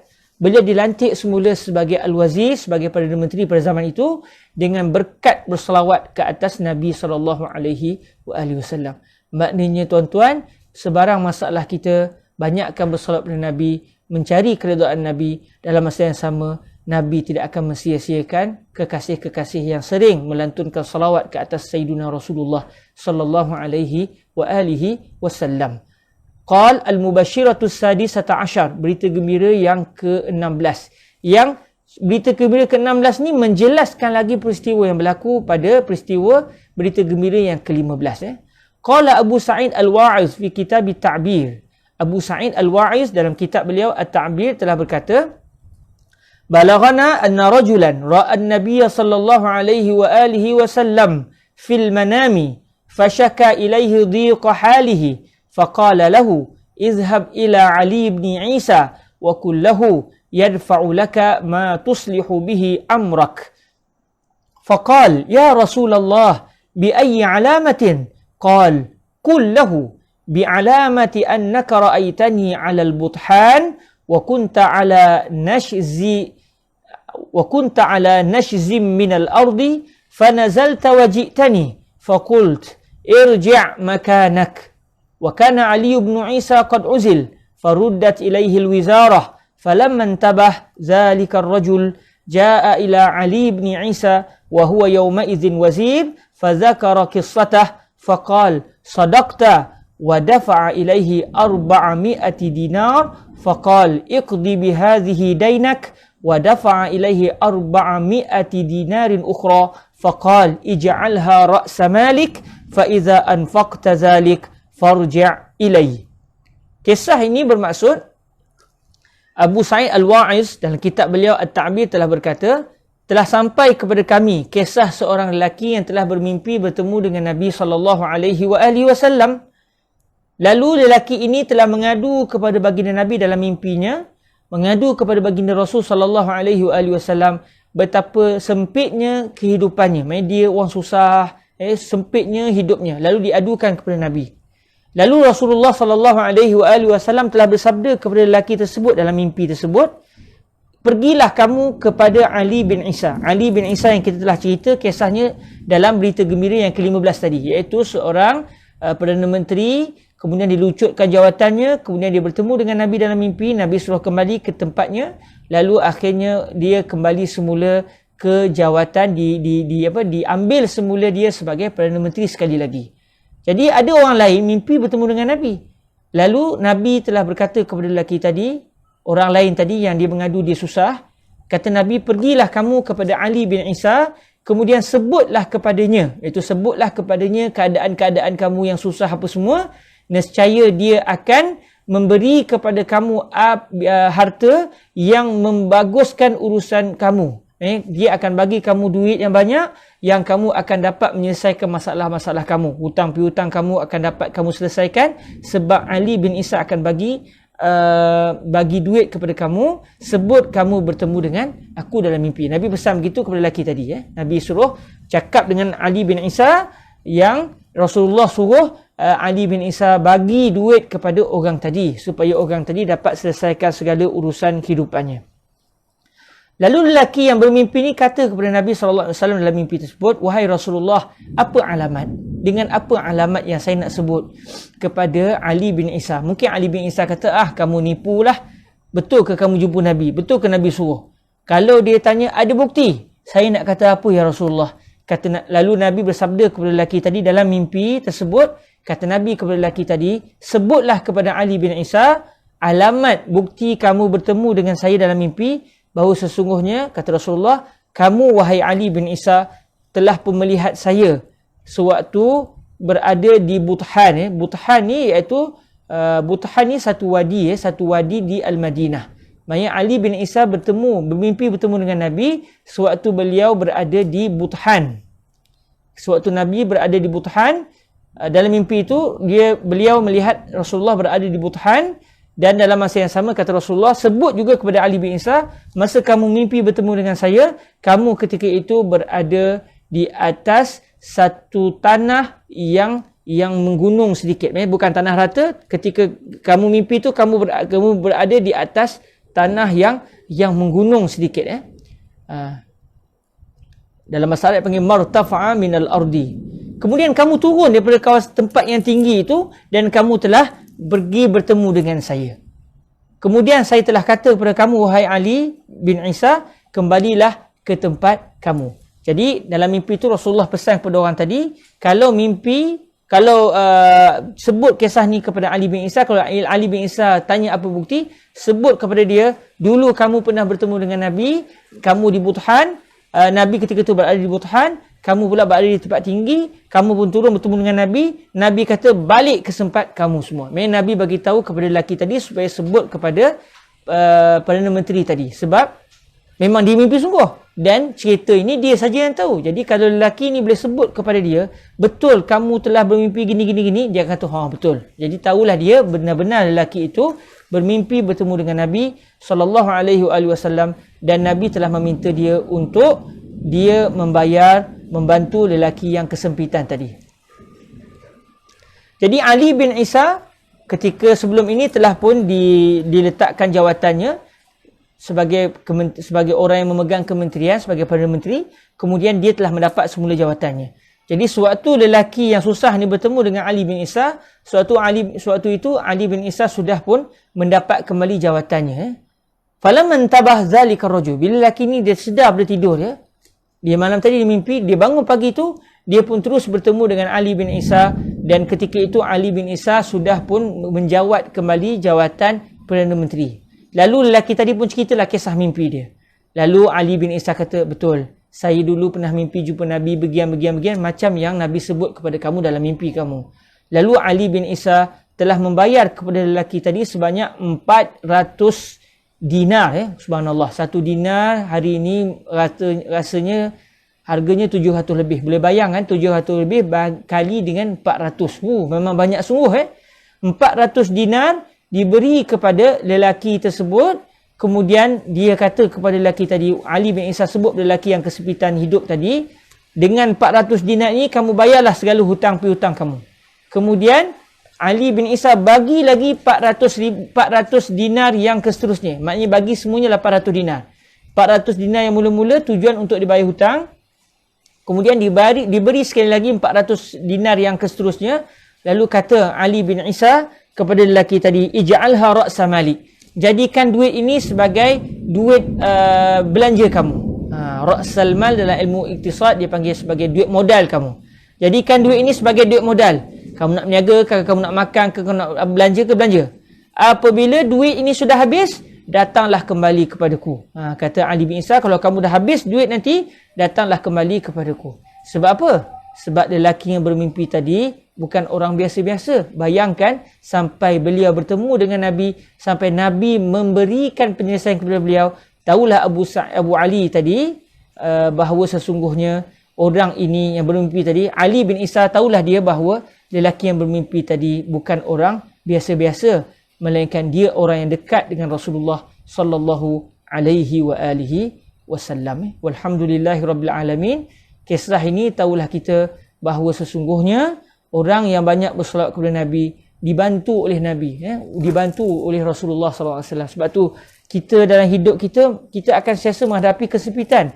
Jangan gusar, jangan susah. Adukanlah masalah kita kepada Allah dan kepada Rasulullah sallallahu alaihi wasallam. Allah dan baginda Nabi akan memberikan penyelesaian kepada kita, insya-Allah subhanahu wa taala. Saya tutup majlis kita pada hari ini dengan berita gembira yang ke-16. Berita gembira yang ke-17. Kita baca kisah ke-17 ini. Moga-moga Allah Ta'ala memberikan kebaikan kepada kita, insya-Allah, dalam penutup majlis ini. Kebetulan di Malaysia sekarang ni asar pun dah masuk. Ya, kita baca Mubashirah As-Sabi' Ashar, kemudian kita boleh menunaikan salat asar biiznillah subhanahu wa ta'ala. Qala Asy-Syaikh Abdullah Al-Ghumari, Al-Mubashiratu As-Sabi'ata Ashar, berita gembira yang ke-17. Qala Abdul Wahid ibn Zaid, ahadu kibari zuhad, kana lana jarun yakhdumu sultan, wa huwa ma'rufun bil fasadi wal ghaflati 'anillahi ta'ala. Fara'aituhu laylatan fil manami wa yaduhu fi yadi Rasulillah sallallahu alaihi wa alihi wasallam. Faqultu ya Rasulullah, inna hadzal 'abda su'a minal mu'ridin 'anillahi ta'ala. Fa kaifa wada'ta yadaka fi yadihi?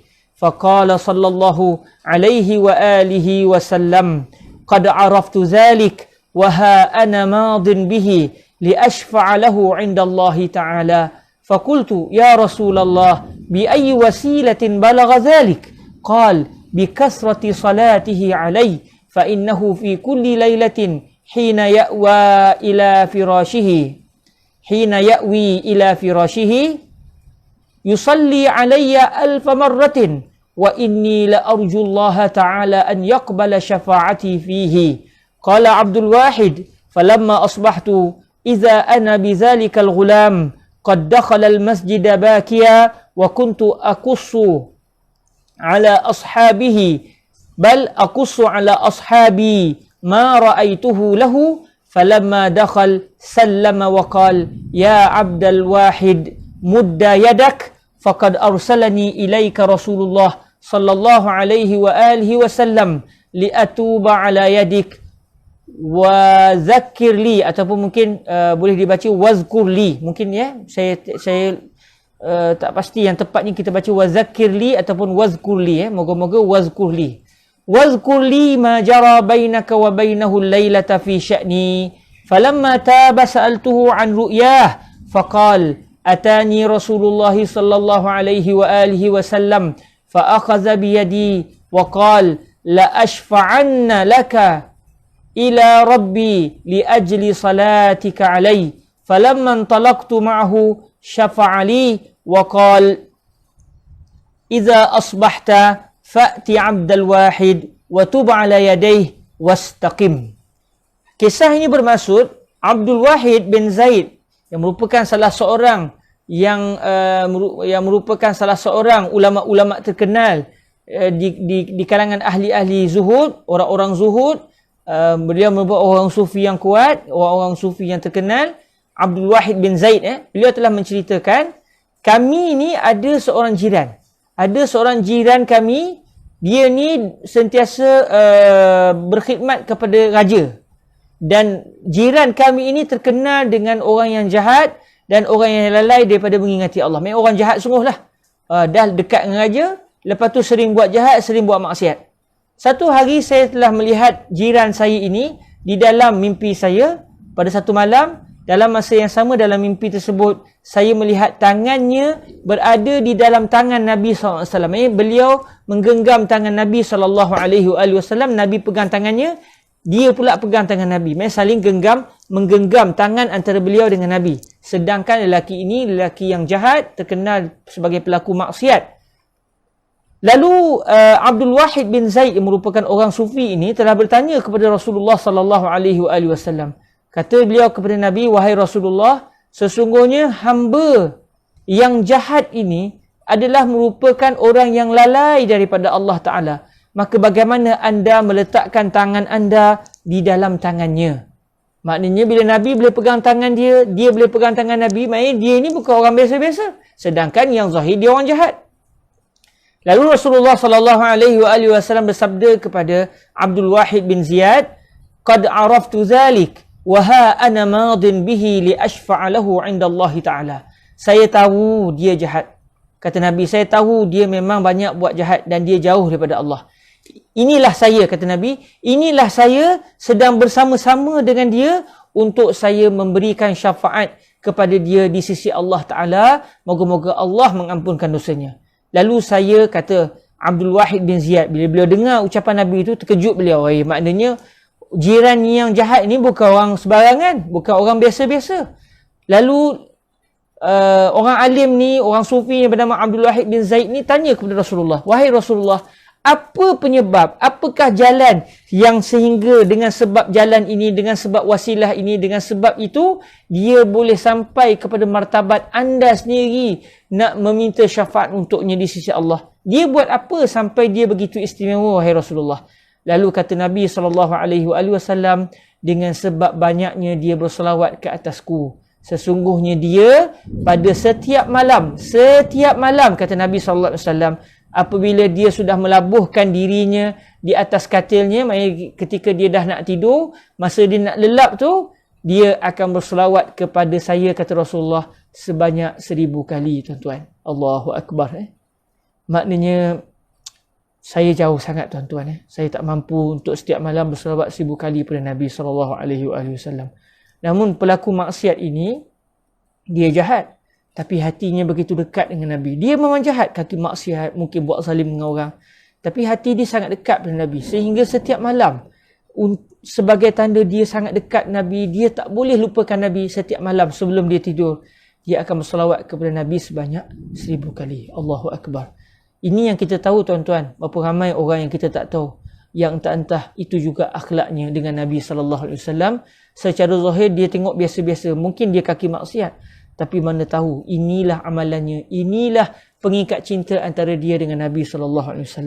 Kata Rasulullah, dia sampai kepada darjat ini dengan sebab dia berselawat ke atas saya setiap malam sebanyak 1000 kali sebelum tidur. Maka kata Rasulullah, saya sangat-sangat mengharapkan Allah Ta'ala akan menerima syafaat saya kepada lelaki ini. Iaitu semoga Allah mengampunkan dosa orang tadi, dengan sebab saya sendiri, kata Nabi, meminta kepada Allah mengampunkan dosanya. Lalu Abdul Wahid terjaga daripada tidur dan dia pun pergi ke masjid. Dia telah mendapati, bila sampai masjid, tiba-tiba dia mendapati lelaki ini yang dia mimpi tu tiba-tiba datang ke masjid. Datang ke masjid dalam keadaan menangis. Dalam masa yang sama, Abdul Wahid ini, Syekh Abdul Wahid ini telah pun menceritakan kepada teman-temannya apa yang telah beliau mimpi bertemu dengan Nabi pada malam tersebut. Tengah-tengah cerita tu, sampai pula si lelaki tadi, si orang yang dekat dengan raja yang banyak buat jahat, yang jauh daripada Allah Ta'ala tadi. Lalu dia pun sampai ke dalam masjid dalam keadaan menangis, dan dia ketika masuk dalam masjid, dia telah bagi salam kepada kami. Kemudian dia telah berkata kepada saya, wahai Abdul Rahman, hulurkanlah tanganmu, sesungguhnya saya telah diutuskan oleh Rasulullah sallallahu alaihi wasallam untuk pergi menemuimu, untuk saya bertaubat di atas tanganmu. Maksudnya saya bertaubat dengan sebab kamu. Rasulullah minta saya pergi kepada kamu dan minta saya bertaubat di hadapan kamu. Dan ceritakan juga, kata lelaki ni tadi, sebutlah kepada saya, ceritakan kepada saya apa yang berlaku di antara kamu, wahai Abdul Wahid, dengan Rasulullah pada malam tadi dalam cerita berkaitan dengan diri saya. Maknanya, si lelaki yang jahat ini telah diberitahu oleh Nabi, yang Nabi telah memberitahu sesuatu kepada Syekh Abdul Wahid yang berkait dengan diri lelaki yang jahat ini. Jadi lelaki ini kata kepada Syekh Abdul Wahid, ceritakan juga kepada saya apa yang Nabi sebut kepada kamu tentang diri saya. Lalu lelaki ini kata Syekh Abdul Wahid, apabila dia bertaubat, akhirnya dia telah bertaubat berdosa-dosa dia, saya telah bertanya, Syekh Abdul Wahid tanya kepada dia, apa yang kamu mimpi bertemu dengan Nabi? Saya dah cerita, sekarang kamu cerita pula kepada saya, apa yang kamu mimpi bertemu dengan Nabi SAW. Lalu kata dia, Rasulullah telah datang menemui saya dan Rasulullah telah memegang tangan saya. Lalu Rasulullah telah berkata, saya benar-benar akan memohon syafaat, akan meminta daripada Allah SWT agar Allah mengampuni disebabkan kamu berselawat kepada saya. Maknanya tuan-tuan, salawat kepada Nabi menyebabkan Nabi akan memberikan syafaat kepada orang yang melakukan maksiat tersebut, ya. Falamman talaqtu ma'ah, akhirnya saya pun berjalan dengan Nabi dan Nabi telah meminta syafaat untuk saya. Lalu Nabi telah berkata kepada saya, apabila pada waktu pagi nanti kamu bangun tidur nanti, kamu datangilah Abdul Wahid, bertaubatlah di hadapannya dan jadilah seorang yang terus beristiqamah, terus konsisten di dalam ketaatan kepada Allah Subhanahu wa ta'ala. Alhamdulillah tuan-tuan yang dirahmati Allah, kisah ini secara peribadinya sangat memberi kesan kepada saya selaku orang yang membaca dan juga kita semua, insya-Allah. Bagaimana seorang lelaki yang jahat tetapi subhanallah hebat amalannya kepada baginda Nabi, dan Nabi sangat kasih kepada umat-umat baginda, khususnya kepada yang banyak berselawat kepada baginda Rasulullah sallallahu alaihi wasallam. Moga-moga kisah ini menjentik seluruh sanubari kita yang mendengar agar menjadi orang yang sentiasa berselawat ke atas junjungan mulia Rasulullah sallallahu alaihi wasallam, dan menjadi orang yang akan sentiasa hidupnya melantunkan salawat kepada Rasul, yang kita sangat-sangat yakin berkat bersalawat kepada Nabi akan menyebabkan seseorang itu dekat dengan Allah, dekat dengan Nabi, akhirnya benci kepada maksiat dan gemar kepada ketaatan sehingga dia diangkat, diselamatkan oleh Rasulullah dengan berkat dia banyak berselawat ke atas Sayyidina Rasulullah sallallahu alaihi wa alihi wasallam. Alhamdulillah, syukur pada Allah dapat kita membaca selama sejam lebih ini beberapa kisah, beberapa hadis yang menceritakan tentang selawat ke atas Rasulullah sallallahu alaihi wasallam.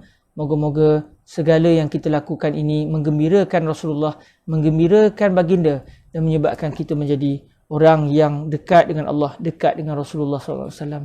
Ya Allah, dengan berkat salawat kepada Nabi sallallahu alaihi wasallam, ampunkanlah dosa kami ya Allah, jadikan kami orang yang dekat kepadamu ya Allah. Kadang-kadang hati kami gemar nak buat maksiat ya Allah. Bersihkanlah hati kami ya Allah daripada segala maksiat. Bencikanlah, campakkanlah benci dalam hati kami kepada maksiat ya Allah, agar kami tidak mampu untuk melakukan maksiat kerana malu kepadamu dan malu kepada Rasulmu ya Allah. Berikanlah didikan kepada kami ya Allah, agar kami menjadi hamba-Mu yang taat, agar kami menjadi hamba-Mu yang dekat kepadamu ya Allah. Ampunkanlah dosa kami ya Allah, dosa guru-guru kami, dosa ibu bapa kami, dosa seluruh kaum muslimin dan muslimat, sama ada yang menyayangi kami, yang tidak kenal kami, ataupun malah yang membenci kami ya Allah. Berkatilah kesemuanya, ampunkanlah dosa semuanya ya Allah, kerana sesungguhnya kami amat menyayangi seluruh umat-umat Nabi sallallahu alaihi wasallam. Kita tangguhkan majlis kita insya-Allah dengan berselawat ke atas Rasulullah sallallahu alaihi wasallam. Dan saya mengucapkan terima kasih kepada semua yang sudi mendengar celoteh kita pada petang ini. Moga-moga semuanya diberikan keberkatan, diberikan kebaikan oleh Allah Subhanahu wa taala dengan berkat berselawat ke atas Sayyidina Rasulullah sallallahu alaihi wasallam. Kita tangguhkan majlis kita dengan kita berselawat ke atas Rasulullah sallallahu alaihi wasallam. Allahumma salli afdala salatin ala as'adi makhluqatika Sayyidina Muhammadin wa ala alihi wa sahbihi wa sallim adada ma'lumatika wa midada kalimatika kullama ذكرك الذاكرون وغفل عن ذكره الغافلون. اللهم صل أفضل صلاة على أسعد مخلوقاتك سيدنا محمد وعلى آله وصحبه وسلم عدد معلوماتك ومداد كلماتك كلما ذكرك الذاكرون وغفل عن ذكره الغافلون.